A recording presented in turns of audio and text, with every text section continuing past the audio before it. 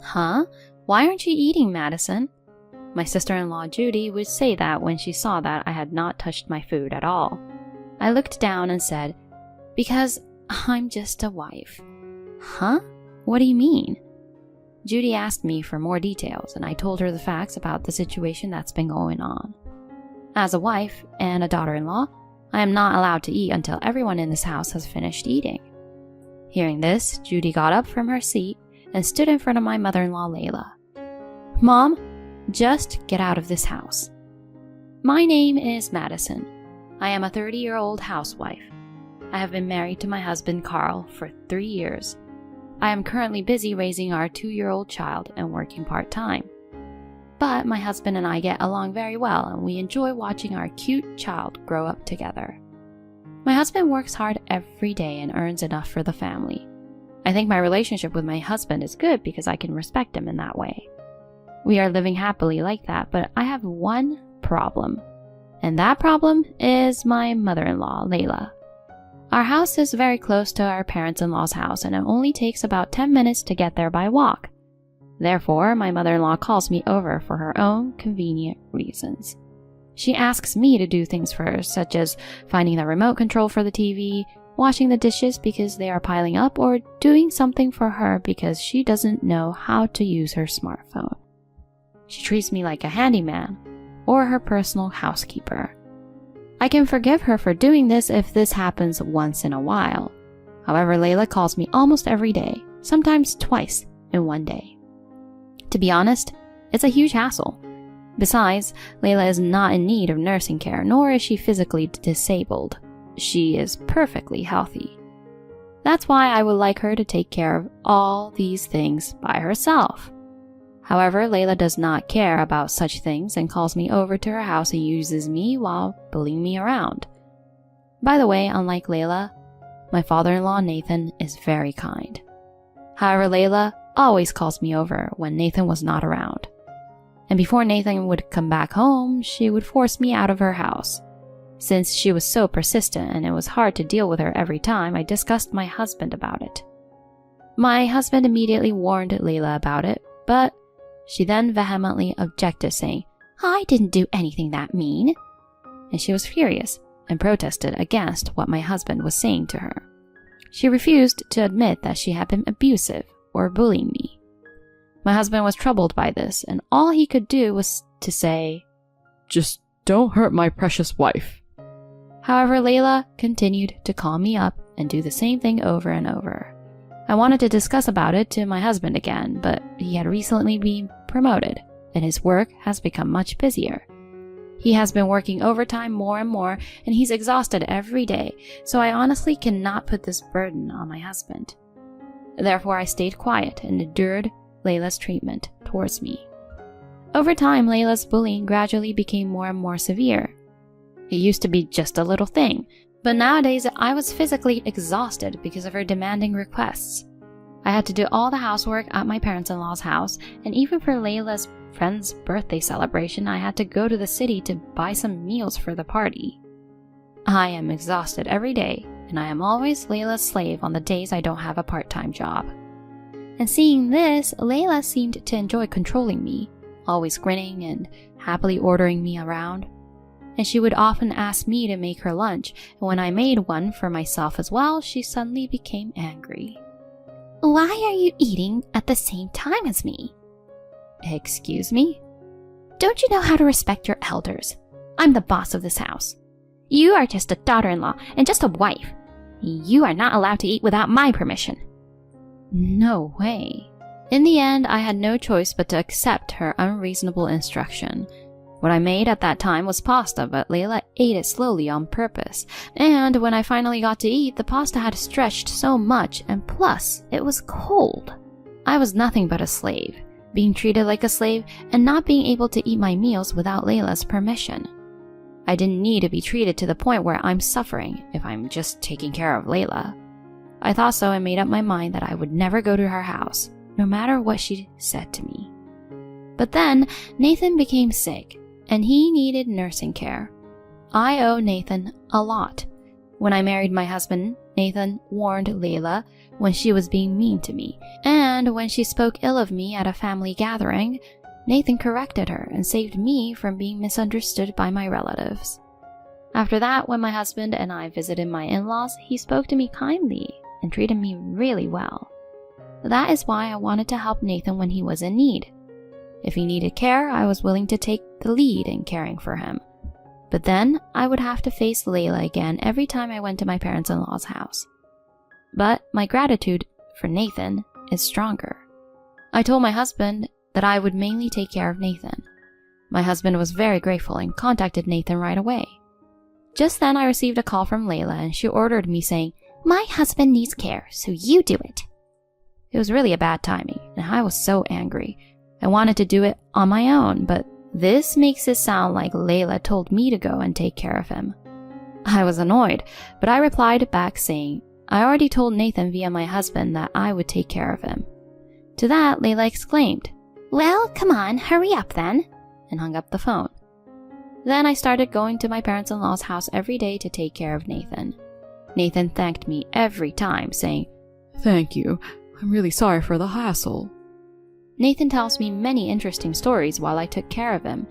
Even though I come over to my in-laws' place, I feel totally different when I come for Layla and when I come for Nathan.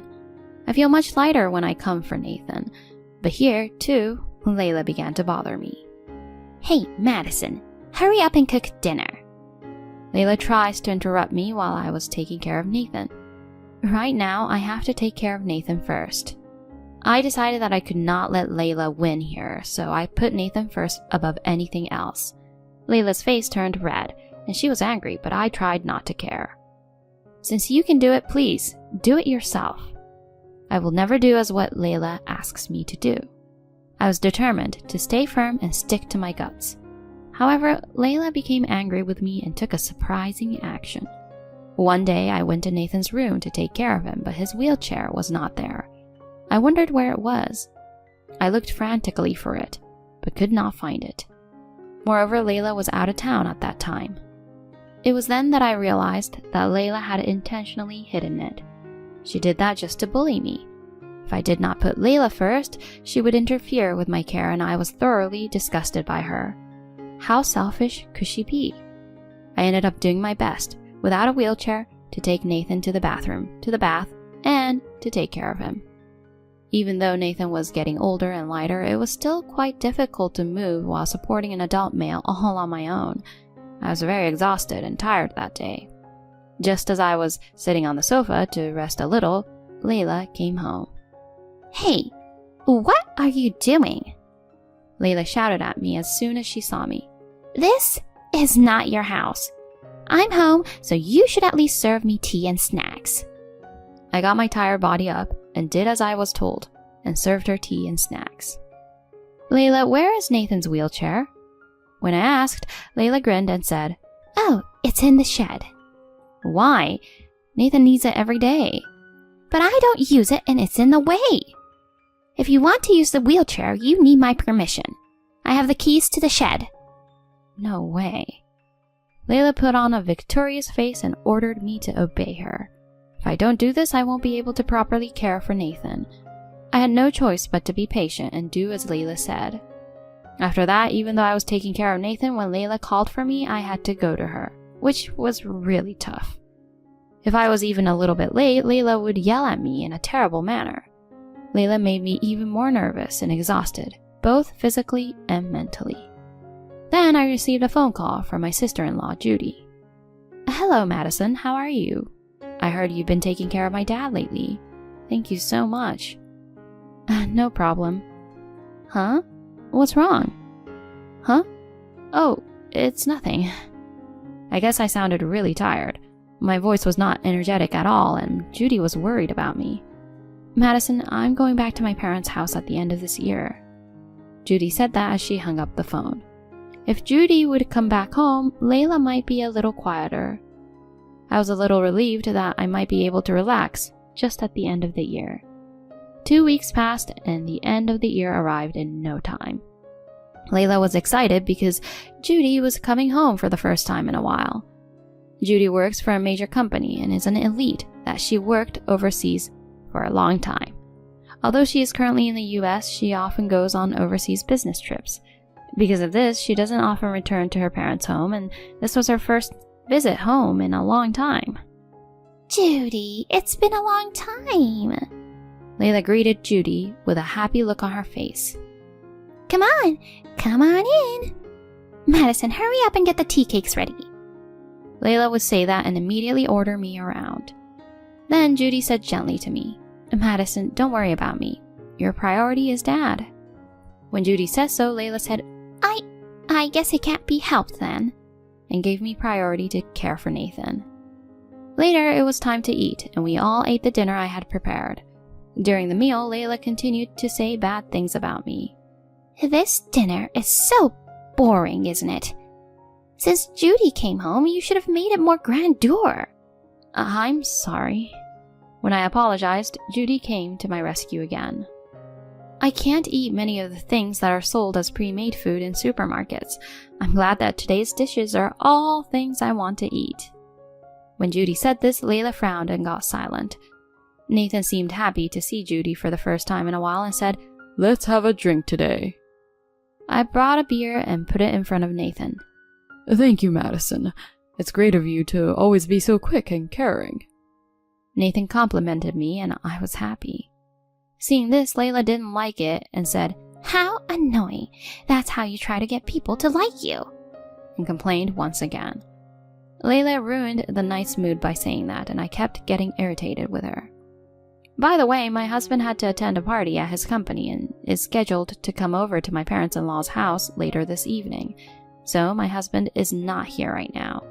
If my husband were here, he and Judy would immediately warn her. However, since my husband is not here, Layla took this opportunity to bully me. That's when Judy seemed to notice something. Huh? Why aren't you eating, Madison? Judy said this when she saw that I had not touched my food at all. I looked down and said, Because I'm just a wife. Huh? What do you mean? Judy asked me for more details and I told her what was going on. As a daughter-in-law and a wife, I'm not allowed to eat until everyone in this house has finished eating. What the heck? Wait a minute, Mom. What's the meaning of this? When Judy asked Layla about it, she said this as if it was a normal thing. Of course. She's just a daughter-in-law and just a wife, so it's only natural, right? A wife eats only after her husband's family has finished eating. Hearing this, Judy got up from her seat and stood in front of Layla.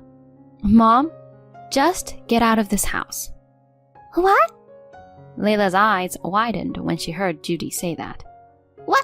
What's with you all of a sudden? Both Madison and Dad have reached their limit with that attitude of yours, Mom. Saying that, Judy shoved the divorce papers in front of Layla.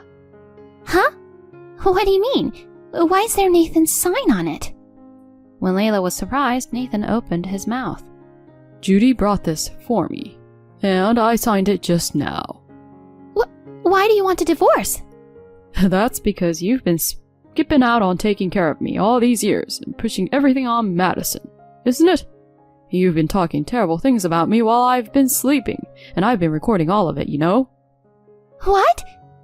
Apparently, Nathan had a voice recorder tucked under his pillow and recorded the bad things Layla was saying about Nathan. He then contacted Judy and reported it to her and asked her to help him divorce with Layla. So that's why Judy came here today. Madison, I am really sorry for all the trouble I have caused you. I'm going to kick her out of this house for good now. And I'll sell this house and use the money so I can get into a nursing facility. Nathan. When he said this, Layla's face turned pale. No way! If you divorce me now, what am I supposed to do? I've been a full-time housewife all my life, supporting my family, and you treat me like this? You've been a housewife all your life, but you haven't done any housework at all. I'm not forcing you to cook, but I know that you were sneaking around and transferring the prepared foods you bought to the plate and making it look like you cooked them yourself. When Nathan cornered Layla like that, Judy also began to say this. As long as there is evidence of you neglecting care and housework like this, Dad can claim alimony from you, Mom. Oh no! I can't pay alimony. Then we'll have to offset it with the division of property. If that's not possible, let's communicate through a lawyer right away. When Nathan said this with a firm attitude, Layla finally gave up. Then, with a pale face, she signed the divorce papers. After that, their divorce was finalized. Layla was kicked out of the house and is now working part-time and living a poor life in a shabby apartment. Nathan sold their house and went into a nursing care facility. My husband and daughter and I often visit Nathan at the facility. Nathan also has made friends at the facility and seems to be enjoying his time there.